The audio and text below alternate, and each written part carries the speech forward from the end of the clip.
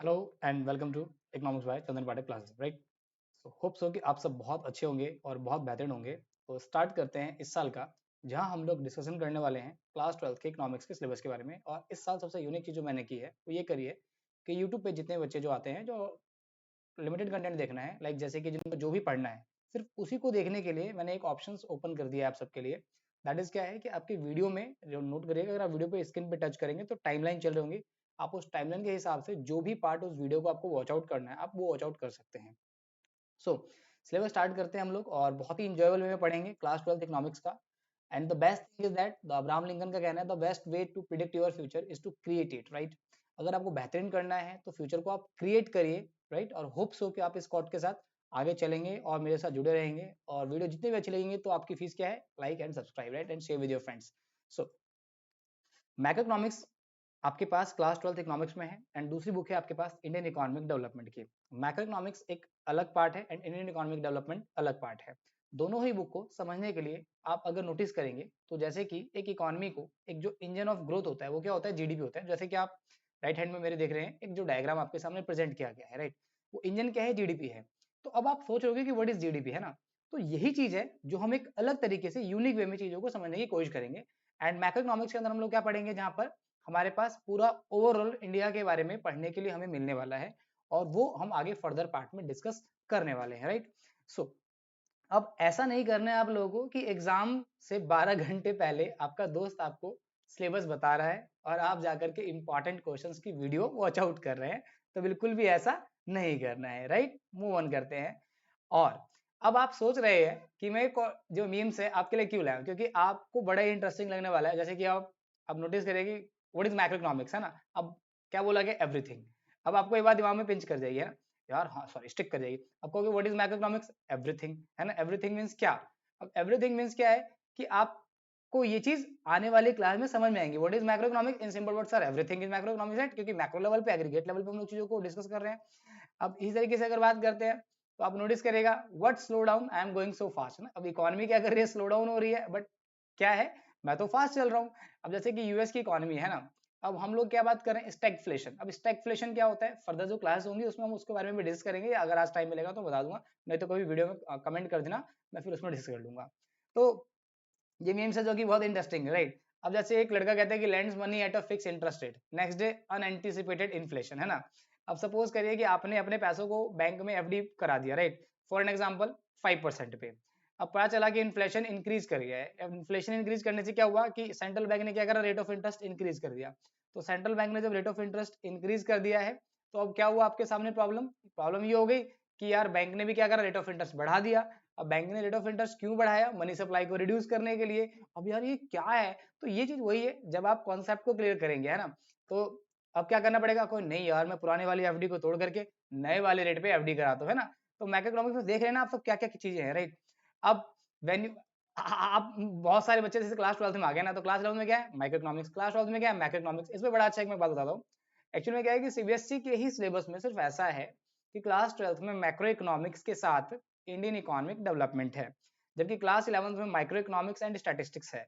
अब आप सेम चीज अगर फॉलो अप करते हैं, अदर स्टेट बोर्ड में जाते हैं, तो वहां पे क्लास 12 में macro and micro economics he follow की जाती है, और क्लास 11 में statistics and Indian economic development follow करी जाती है। अगर आप अभी भी जाकर के एनसीईआरटी की वेबसाइट पे देखेंगे तो आप सबको वहां पर क्लास 11 में जाकर के इंडियन इकोनॉमिक डेवलपमेंट का कंटेंट मिलेगा, तो इसलिए आप कभी परेशान ना हो। ओके।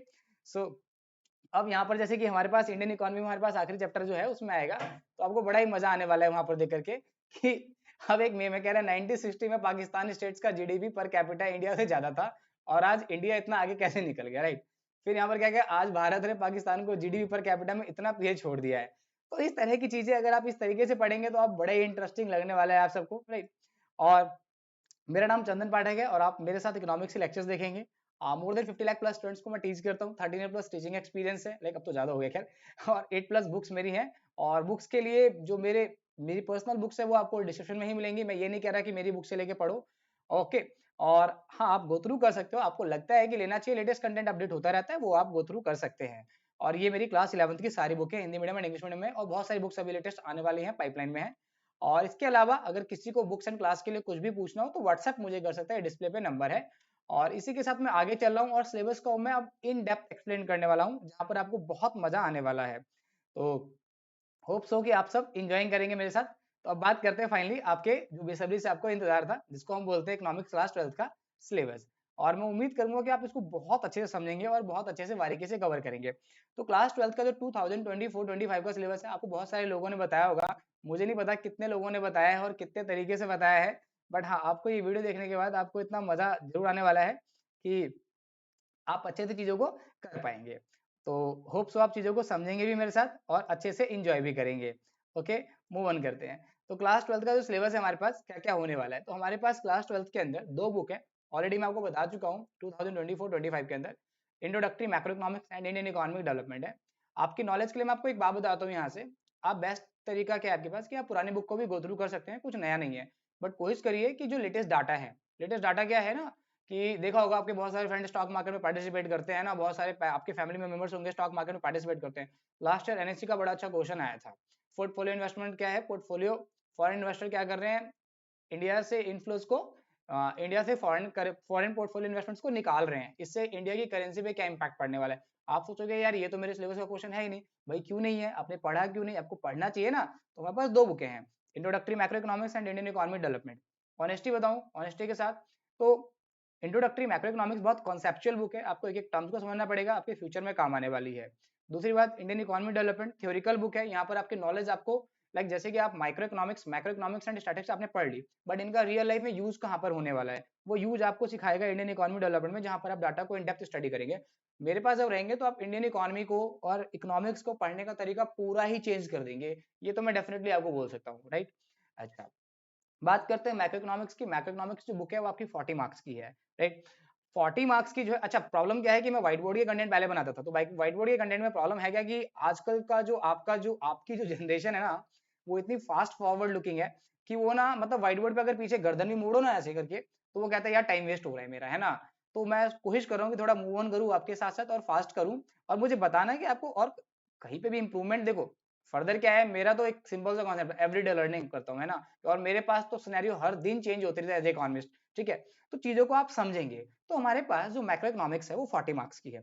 40 मार्क्स के अंदर अगर मैं सीबीएसई के सिलेबस की बात करूं, ना कि मैं एनसीईआरटी के सिलेबस की बात करूं, सीबीएसई के सिलेबस की बात करूं, तो हमारे पास ओवरऑल यहाँ पर आप नोटिस करेंगे 1 2 3 4 5 5 यूनिट है।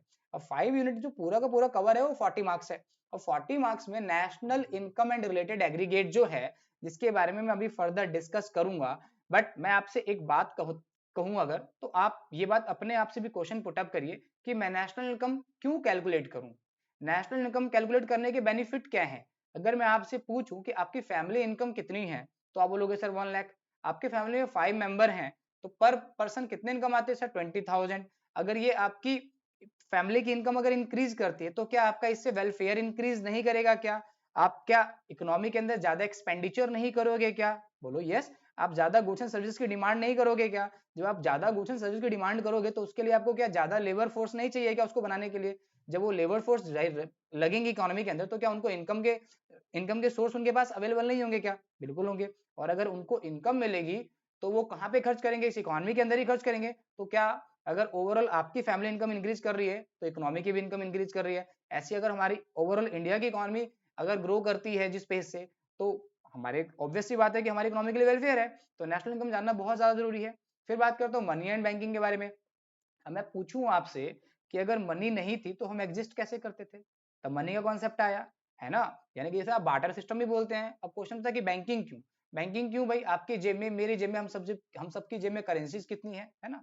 इस करेंसीज की एग्जैक्ट वैल्यू क्या है, इसकी परचेजिंग पावर पैरिटी क्या है, आप इसको अमेरिका के सेंट्रल बैंक से कंपैरिजन क्यों कर रहे हो। रेट ऑफ इंटरेस्ट क्या होता है, रेट ऑफ इंटरेस्ट एग्जैक्ट 6.5% ही क्यों है इस टाइम। इस रेट ऑफ इंटरेस्ट को हम डिसाइड क्यों कर रहे हैं, क्या कभी आप ये अपने बारे में अपने दिमाग से क्वेश्चंस पुट अप करते हो, ऑफ कोर्स नहीं। सेंट्रल बैंक क्या करती है, आरबीआई का जो गवर्नर है वो क्या करता है, हर क्वार्टर पीरियड में मॉनेटरी पॉलिसी कमेटी है, monetary policy committee rate of interest का डिसीजन लेती है मैक्रो पैरामीटर्स को देख करके। अब मैक्रो पैरामीटर्स क्या है हमारे सामने, राइट। तो मैक्रो पैरामीटर्स अनएम्प्लॉयमेंट रेट हो गया, ग्रोथ रेट हो गया, राइट, इन्फ्लेशन हो गया, जीडीपी डाटा हो गया। तो आपको ये सारी चीजें समझनी पड़ेगी करके। फिर determination of income and employment. आपको पता है 1929 के अंदर अमेरिका का पूरा स्टॉक मार्केट क्रैश कर गया था। पता है क्यों? क्योंकि उस साल जो यूएस की जीडीपी थी, यानी कि और अनएम्प्लॉयमेंट रेट था, आने वाले 4 साल के लिए पता है आपको, पूरा का पूरा स्टैग्नेंट हो गया था, यानी कि जो ग्रोथ रेट था डिक्लाइन हो गया था ऑलमोस्ट 30% के पास, 25 से 30% के आसपास।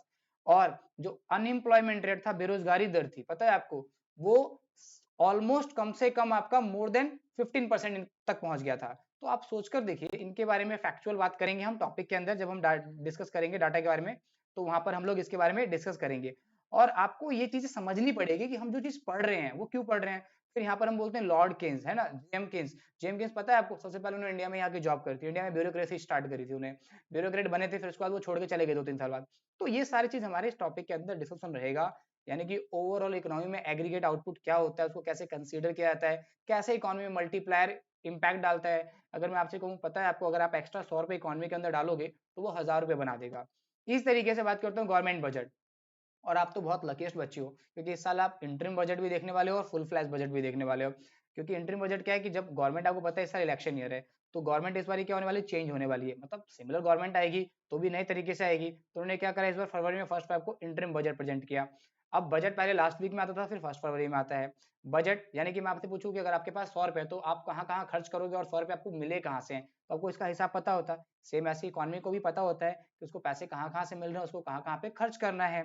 तो ये चीज हमें समझनी है। सेम एज गवर्नमेंट जब फॉर्म हो जाएगी, तो आपका जून के सेकंड वीक तक आपका नया बजट आएगा, उसके बारे में भी हम डिस्कस करेंगे आराम से। फिर बात करते हैं बैलेंस ऑफ पेमेंट के बारे में। कभी आपने सोचा है कि $1 इक्वल्स टू 83 रुपीज क्यों है इस टाइम? कभी आपने सोचा है कि 1 युआन इक्वल्स टू 11 रुपीज क्यों है ना? नहीं सोचा ना आपने। तो ये सब क्या क्या चीजें ऐसी हैं जो ये करेंसी के रेट को डिटरमाइन कर रही हैं। हमारी करेंसी डेप्रिशिएट होगी तो हम एक्सपोर्ट ज्यादा करेंगे या इम्पोर्ट ज्यादा करेंगे, हम फॉरेन करेंसी की डिमांड ज्यादा कर रहे हैं या फॉरेन करेंसी की सप्लाई ज्यादा कर रहे हैं। तो ये सारी बातें हैं जो मैक्रो इकोनॉमिक्स में पढ़ करके आपको जानने को मिलेंगी। मैंने तो आपको केवल छोटा सा डेमो दिया है अभी, है ना। ये चीजें जब आप बड़े लेवल पे पढ़ेंगे तो सोचिए कितना मजा आने वाला है आप सबको। तो होप सो, मुझे आप सबसे इंतजार है कि आप इसको बहुत अच्छे से चीजों को समझेंगे। तो अब हम आगे मूव ऑन करते हैं इंडियन इकोनॉमी डेवलपमेंट में। सेम इसी तरीके से इंडियन इकोनॉमी डेवलपमेंट की जो बुक है 40 मार्क्स की है। एक बच्चा कहता है सर पेपर तो 100 मार्क्स का आता है। Of course you are absolutely right. तो पेपर जब 100 मार्क्स का आ रहा है तो मैक्रो इकोनॉमिक्स कितने मार्क्स की है? 40 मार्क्स की। इंडियन इकोनॉमी डेवलपमेंट कितने मार्क्स की है? 40 मार्क्स। सर 20 नंबर कहाँ खा गए? प्रोजेक्ट वर्क के अंदर। तो प्रोजेक्ट वर्क के अंदर जब हम 20 नंबर खा गए हैं, तो वो वहां पर हम डिस्कस करेंगे कि प्रोजेक्ट वर्क को हम कैसे बेटर बनाते हैं। फिलहाल तो हमें ये सिखाया गया है कि पुराने बच्चों की फाइल पकड़ा दी जाती है, उसमें से कॉपी पेस्ट मार दो, ये टॉपिक दे दिया गया है। बट मेरा पर्सनल ऑब्जर्वेशन है कि आपको ऐसा नहीं करना चाहिए। इंडियन इकोनॉमी डेवलपमेंट के बारे में हम लोग इसके अंदर 3 यूनिट डिस्कस करने वाले हैं, एनसीईआरटी के हिसाब से नहीं, सीबीएसई के हिसाब से। तो अगर आप नोटिस करेंगे तो यहाँ पर आपका डेवलपमेंटल एक्सपीरियंस की बात हो रही है, यानी कि आजादी के समय तक। आपको पता है जब प्लासी का वॉर हुआ था, उसके बाद जो ब्रिटिशर्स ने हमारे ऊपर तकरीबन 200 साल तक राज किया है। अब 200 साल तक हमारी इकोनॉमी को एक्सप्लॉइट किया है, जिसे हम कॉलोनियल पीरियड बोल रहे हैं। फिर जब हम आजाद हो गए, तो आजादी के बाद हमारी थिंक टैंकर्स के सामने एक बहुत बड़ी समस्या थी कि हमारी इकोनॉमी आगे कैसे चलेगी। इकोनॉमी कैसे चलेगी का मतलब क्या हुआ यहाँ पर, इकोनॉमी की पॉलिसीज क्या होनी चाहिए, इकोनॉमी का प्लान क्या होना चाहिए, कैसे हम ग्रोथ को मेंटेन कर सकते हैं, कैसे हम एम्प्लॉयमेंट मेंटेन कर सकते हैं, कैसे हम इकोनॉमी के अंदर ज्यादा से ज्यादा इंडस्ट्रियल सेक्टर ग्रोथ कर सकते हैं, कैसे हम लॉन्ग टर्म जॉब क्रिएट कर सकते हैं, कैसे हम एजुकेशन के रेट को इंक्रीज कर सकते हैं। तो ये सारी चीज थी थिंक टैंक के सामने, तो जिसके बारे में हम चैप्टर सेकंड के अंदर पढ़ते हैं। इसके अंदर हम एग्रीकल्चर, इंडस्ट्रियल, फॉरेन सेक्टर, इन सब के बारे में डीप में स्टडी करते हैं थोड़ा सा। फिर आपका आता है यहाँ पर डेवलपमेंटल एक्सपीरियंस। यहाँ पर एक वर्ड और ऐड है, that is policy, right, and economic reforms. Reforms में आपको पता है कि जब 90 की बात मैं बता रहा हूँ आपको, हमारे पास 2 से 3 हफ्ते के पैसे नहीं थे, फॉरेन एक्सचेंज रिजर्व नहीं था कि जब हम पेट्रोल खरीद सकते थे। ऐसी हमारी हालत क्यों हुई थी? क्या आपको पता है इंडिया के अंदर इस टाइम फॉरेन डायरेक्ट इन्वेस्टमेंट कितना है? क्या आपको पता है कि आपके घर को चला कौन रहा है? आपके घर का मतलब सेंस इंडिया को चला कौन रहा है? आपको पता है कि 2011 से पहले एफडीआई की लिमिट कितनी हुआ करती थी? आपको पता है उसके बाद कितनी लिमिट हुई? आपको पता है फैमा एक्ट क्या होता है? तो ये सारी चीजें आपके दिमाग में क्यूरियोसिटी होनी चाहिए, और ये सारी चीजें आप जितना अच्छे लेवल पे पढ़ेंगे उतने ही अच्छे कॉलेज में जाएंगे अपने अंडर ग्रेजुएशन के लिए, और उतने ही बेटर इंसान बनते चले जाएंगे आप धीरे धीरे। तो ये सारी चीजें आपको समझने वाली है। फिर बात करेंगे यहाँ पे current challenges facing Indian economy. यानी कि आपको पता है कि जब हम यहाँ पर 90 तक डिस्कस कर रहे हैं और हमने एक न्यू पाथ स्टार्ट कर लिया, तो हमारे सामने बहुत तरह की प्रॉब्लम थी। सबसे पहली प्रॉब्लम थी पॉवर्टी। वो तो सीबीएसई को पसंद नहीं आया तो सिलेबस से उड़ा दिया, है ना, क्योंकि आपको गरीबी के बारे में जानकर क्या करोगे, गरीब तो आप लोग हो ही नहीं, है ना। फिर आता है आपका ह्यूमन कैपिटल फॉर्मेशन। आपको पता है कि आप, मैं, हम सभी इंडिया की ताकत है। अगर हमारे स्किल में, नॉलेज में, हेल्थ में अगर एक्सपेंडिचर किया जाए तो सोचो हम कितने बढ़िया लेवल पर निकल करके आएंगे। इसी तरीके से रूरल डेवलपमेंट, आपको पता है हमारी 60% से ज़्यादा पॉपुलेशन रूरल एरिया में रहते हैं। अगर रूरल एरिया के अंदर एग्रीकल्चर मार्केटिंग, एग्रीकल्चर क्रेडिट और वहाँ पे डाइवर्सिफिकेशन ना किया जाए तो सोचो हमारी इंडिया कैसे चलेगी। इसी तरीके से जब हम इसमें और क्या पढ़ेंगे, इसके अंदर हम बात करेंगे अनएम्प्लॉयमेंट के बारे में, यानी कि एम्प्लॉयमेंट ग्रोथ इन्फॉर्मलाइजेशन इश्यूज, यानी कि ऑल ओवर अगर मैं बात करूँ आपसे तो एम्प्लॉयमेंट क्या होता है, ग्रोथ क्या होता है, राइट। और इन सब चीज के बारे में हम यहाँ पर डिस्कस करने वाले हैं एक एक करके। तो लास्ट जो इसके बाद आता है इसमें environment and sustainable development. Environment and sustainable development में हम लोग जो चीजें डिस्कस करने वाले हैं, लाइक आपने नोटिस करा होगा कि आपकी जो आज की रिक्वायरमेंट है, अगर मैं कहूँ इसे आप सेक्रीफाइस कर लो, क्या आप करोगे? नहीं। और मैं कहूँ कि ये सारी चीज आपके फ्यूचर में आने वाले जो पीढ़ी है, जनरेशन है, उनके लिए भी अवेलेबल हो, तो आप कहोगे सर थोड़ा सा टिपिकल है ये प्रॉब्लम, है ना। तो ये चीजें हमें मेंटेन करके चलनी पड़ती है। तो current challenges facing Indian economy में से पोवर्टी, जिनके पास पुरानी बुक की पोवर्टी और इंफ्रास्ट्रक्चर डिलीटेड है, लास्ट ईयर डिलीट हो गया था, तो आप इनको इग्नोर करेंगे। तो बस ह्यूमन कैपिटल फॉर्मेशन है, राइट, रूरल डेवलपमेंट है, राइट। अभी मैंने नेक्स्ट स्लाइड्स में आएंगे अभी आगे, तो उस बारे में हम डिस्कस कर लेंगे फर्दर। फिर हम बात करते हैं इसके अंदर कि जो भी है हम आज, जो भी है हम आज, उसमें हम कंपैरिजन करेंगे जो हमारे इक्विवेलेंट है, यानी कि इंडिया तो हम खुद हैं, पाकिस्तान एंड चाइना के साथ, राइट। अब आपको पता है कि ये वाली यूनिट है, ये 12 मार्क्स की है, ये यूनिट 20 मार्क्स की है, ये यूनिट 8 मार्क्स की है।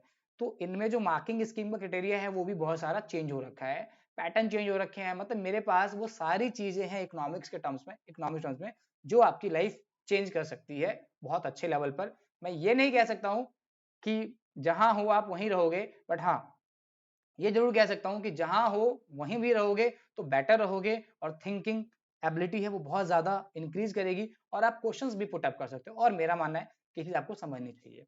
तो अब अगर मैं बात करूं national income and related aggregates की, तो ये 12 मार्क्स की यूनिट है। अब इन डेप्थ हम एक्सप्लेन करेंगे यहाँ पर। अब इस यूनिट के अंदर बेसिकली क्या है, जैसे मैं अपने बारे में बताता हूँ कि मैंने क्या करा हुआ है, इस यूनिट को चार से इस यूनिट को मैंने 5 चैप्टर में डिवाइड करे हुए हैं। अब आपके पास बहुत सारे डिफरेंट डिफरेंट ऑथर्स के आप लोग बुक फॉलो करते होंगे, तो मुझे इससे कोई फर्क नहीं पड़ता है, मेरे को केवल कॉन्सेप्ट समझाना है। आप उस कॉन्सेप्ट को क्या करेंगे, उस तरीके से फाइंड आउट करके आप चीजों को समझना स्टार्ट कर सकते हैं। तो अब आप मैं अगर इस यूनिट की बात करता हूँ यहाँ पर, तो इस यूनिट के अंदर हमारे पास जो टॉपिक्स हैं वो क्या क्या है, एक बार करके हम समझते हैं अच्छे से, राइट। Okay fine. तो ठीक है, एक मिनट। होप सो कि आपका टाइम वेस्ट नहीं होगा, कोशिश मैं ही करूंगा। व्हाट इज मैक्रो इकोनॉमिक्स, ठीक है। अब आप नोटिस करेंगे यहाँ पर व्हाट इज मैक्रो इकोनॉमिक्स। अब आपको पता है मैंने इसके ऊपर अगर मैं ठीक से वीडियो बनाना स्टार्ट करूँ तो कम से कम 1 से 1.5 घंटा लग जाता है। तो ये जो चैप्टर है what is macro economics and circular flow of income, ये ऑलमोस्ट आपको आपकी बुक्स के अंदर चैप्टर 1 में मिल जाता है, राइट। चैप्टर 1 में basic concepts of macro economics की बात करूँ तो ये आप लोगों को बेसिकली जो है वो चैप्टर 2 के अंदर मिल जाएगा। And methods of national income, जिसमें हमारे पास 3 तरह के मेथड्स होंगे, यानी कि value added method, income method and expenditure method, यानी कि 3 मेथड है जो कि हम लोग क्या करेंगे इसके अंदर डिस्कस करेंगे। आपको पता है कि आपको ना इनके जो एग्रीगेट्स हैं इसमें ना मतलब घुमा फिरा के फंसाया जाता है। एंड लास्ट वन है आपका real and nominal GDP, real and nominal GDP वाला जो है, and GDP deflector and GDP and welfare. पता है आपको, मैं आपको ऑनेस्टली बताता हूँ कि आपको इस चैप्टर के अंदर एक ये जो कॉन्सेप्ट है इसमें आपको सबका मीनिंग अच्छे से पता होना चाहिए जब आप बोर्ड के एग्जाम देने जाएंगे। और यहाँ से तीनों मेथड के न्यूमेरिकल की प्रैक्टिस आपके पास बहुत अच्छी होनी चाहिए। और आपकी रियल एंड नॉमिनल जीडीपी का जो टॉपिक है ये आप अगर अच्छे से कवर करके चलते हैं तो यहाँ पर ये मिस्टेक है, 12 मार्क्स नहीं है, ये 10 मार्क्स है, सॉरी फॉर दैट, ठीक है। ये यहाँ पर 10 मार्क्स है, मैं इसको करेक्ट कर देता हूँ। ये पीपीटी आपके साथ शेयर हो जाती है, ऐप के अंदर मिल जाती है, राइट। ये आपको ऐप के अंदर मिल जाएगी, ठीक है। ये कितने नंबर की है, ये आपके 10 मार्क्स की है, ये वाली यूनिट, राइट। तो ये आपकी नेशनल इनकम है। अब बात करते हैं मनी एंड बैंकिंग के बारे में, तो ये जो है आपका ये जो है आपकी 6 मार्क्स की यूनिट है, इसको आप ध्यान रखेंगे। मनी एंड बैंकिंग वाली यूनिट है वो 6 मार्क्स की है। इसमें बेसिकली जो डिफरेंट बुक्स हैं उसमें 2 हिस्सों में डिवाइड किया गया, यानी कि एक मनी है और एक आपका बैंकिंग है। अब बैंकिंग में 2 हिस्से हैं आपका, एक तो कमर्शियल बैंक है और एक सेंट्रल बैंक है। कमर्शियल बैंक में हम लोग इसमें एक ही टॉपिक पढ़ते हैं, बाकी टॉपिक डिलीटेड है सीबीएसई के अंदर। कमर्शियल बैंक में जैसे कि मैं आपको कहता हूँ कि आप अपने बैंक के अंदर अगर 1000 रुपए रखते हो, अपने सेविंग अकाउंट के अंदर 2000 रुपए रखते हो, तो बैंक क्या उसको देखती है कि मेरा कस्टमर आएगा और डेली उन पैसों को मैं वापस करूंगा? नहीं ना। तो उन पैसों से वो मनी क्रिएट करती है। आपको पता है 1000 से 10,000 20,000 तक क्रेडिट क्रिएट किया जाता है, जिसे हम डिमांड डिपॉजिट कहते हैं। ये सारी चीजें हम एक एक करके पढ़ेंगे। और फिर बात करते हैं सेंट्रल बैंक के बारे में, यानी कि जो हमारा आरबीआई है। आरबीआई यानी कि इसके फंक्शंस क्या है, फंक्शंस, राइट। और यहाँ पर जो नेक्स्ट टॉपिक इसमें आता है आपका, वो आता है monetary policy, functions and monetary policy इसके अंदर बहुत ही ज्यादा इंपॉर्टेंट है, and commercial credit creation, money creation या क्रेडिट क्रिएशन, ये टॉपिक्स यहाँ पर बहुत ज्यादा इंपॉर्टेंट है। एंड मनी के अंदर आपका मनी का मीनिंग एंड मनी सप्लाई, यानी कि सपोज करिए कि मनी नहीं है तो कैसे हम जी रहे हैं, और मनी सप्लाई मतलब कि इंडिया के अंदर जो आरबीआई के हिसाब से यहाँ पर जो हम मनी सप्लाई, यानी कि आपकी जेब में मेरी जेब में कितना करेंसी का स्टॉक अवेलेबल है, अगर मैं इन सबके बारे में डिस्कस करूं तो ये हमारा क्या कहलाता है, मनी का कॉन्सेप्ट है। अब मैं आगे चलता हूं इसके अंदर, तो determination of income and employment and output, ये आपकी 12 मार्क्स की यूनिट है, ये बहुत ही ज्यादा इंपॉर्टेंट यूनिट है। मेरा मानना है अगर आगे जाकर आपको इकोनॉमिक्स में करियर डेवलप करना है आपको, तो ये यूनिट ऐसा है जो बिल्कुल भी आपको नहीं छोड़ना चाहिए। मैं इस यूनिट को पढ़ाने में कम से कम 8 से 10 लेक्चर लेता हूँ 2-2 घंटे के, राइट, यानी कि आप सोचिए कि कितनी वास्ट यूनिट है। यहाँ हम एग्रीगेट डिमांड क्या होता है, एग्रीगेट सप्लाई क्या होती है, कंजम्पशन फंक्शंस क्या होते हैं, इन्वेस्टमेंट फंक्शन क्या होता है, सेविंग फंक्शंस क्या होती हैं, इकोनॉमी में इक्विलिब्रियम कैसे डिटरमाइंड होती है 2 सेक्टर के अंदर, 3 सेक्टर मॉडल क्या होता है, 4 सेक्टर मॉडल क्या होता है, इकोनॉमी के अंदर फुल एम्प्लॉयमेंट क्या है, इनवॉलेंट्री अनएम्प्लॉयमेंट क्या है, और जो जेम केन्स की थ्योरी है 1929 से 30 वाली, वो क्या है उसके पीछे, ये सब भी हम इसके अंदर क्या करते हैं, बात करते हैं। और problem of excess demand and deficit demand, ये सब भी यहाँ पर हम डिस्कस करेंगे, और किस तरीके से गवर्नमेंट यानी कि फिजिकल पॉलिसी और आरबीआई यानी कि मॉनेटरी पॉलिसी इकोनॉमी को सरवाइव यानी आगे निकालती है, जब डिमांड कम होती है, जब डिमांड ज्यादा होती है, जब इक्विलिब्रियम स्टेट में होता है।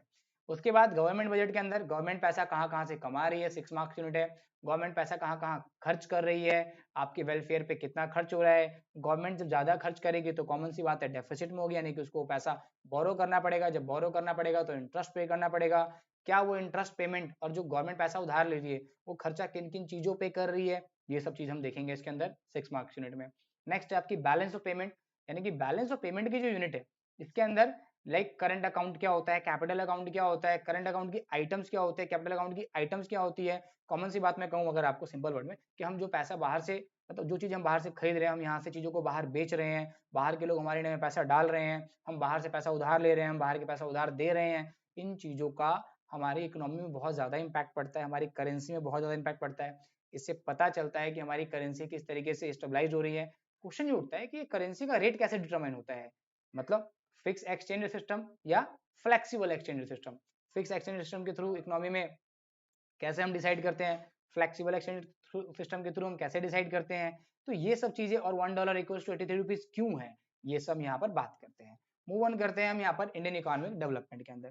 तो इंडियन इकोनॉमिक डेवलपमेंट के ऊपर जब, अब यहाँ पर आप नोटिस करेंगे ये यूनिट 6 है, developmental experience policy and reform. तो डेवलपमेंटल एक्सपीरियंस में हम लोग बात करते हैं यहाँ पर कि 1947 से पहले इंडिया की स्टेट क्या थी, यानी कि इंडिया की हालत क्या थी। आपको पता है कि कोई भी गवर्नमेंट, कॉलोनियल गवर्नमेंट जब है तो वो आपके ऊपर राज ही कर रही है ना, आपके रिसोर्सेज को प्रॉपर यूज करेगी बट आपके वेलफेयर के लिए काम नहीं करेगी, ये एक बहुत बड़ी प्रॉब्लम थी। इसके बाद हम बात करेंगे यहाँ पर प्लान्स के बारे में, यानी 5 ईयर प्लान्स क्या होते हैं, जिसे आप पंचवर्षीय योजना कहते हैं, उसको रीनेम करके नीति आयोग बना दिया गया, ये सब रहेगा। उसके बाद हमारा रहेगा यहाँ पर एग्रीकल्चर, इंडस्ट्री और foreign trade. Agriculture, industry and foreign trade, and last one economic reform का तो मैंने आपको छोटा सा एग्जांपल दे दिया है। और इसमें दो कॉन्सेप्ट ऐड हो जाते हैं, जीएसटी एंड डिमोनेटाइजेशन, यानी कि 2016 में जीएसटी एक्ट आया था, इंडिया कॉन्स्टिट्यूशन को एक तरीके से हमने क्या किया था, एक न्यू एक्ट पास करके जीएसटी लेकर आए थे हम इसके अंदर, तो इसके बारे में हम बात करेंगे। एंड जो करंट चैलेंजेस वाली यूनिट है, यानी कि ओवरऑल मतलब ये यूनिट ऐसी है जो आपको बहुत अच्छे से समझनी चाहिए, जिसमें ह्यूमन कैपिटल के बारे में आपको मैंने ब्रीफ किया था, रूरल डेवलपमेंट के बारे में ब्रीफ किया था, एम्प्लॉयमेंट के बारे में बात ब्रीफ किया था, और सस्टेनेबल, यानी कि ये जो कंप्लीट है ये आपका 20 मार्क्स का पूरा सिस्टम है। यहाँ पर हम एक बार जब डिस्कस करेंगे एक एक चैप्टर को, तो ऑलमोस्ट अब ओवरऑल 7 तो आपको रहना ही है, तो हम यहाँ पर डिस्कशन रहेगा।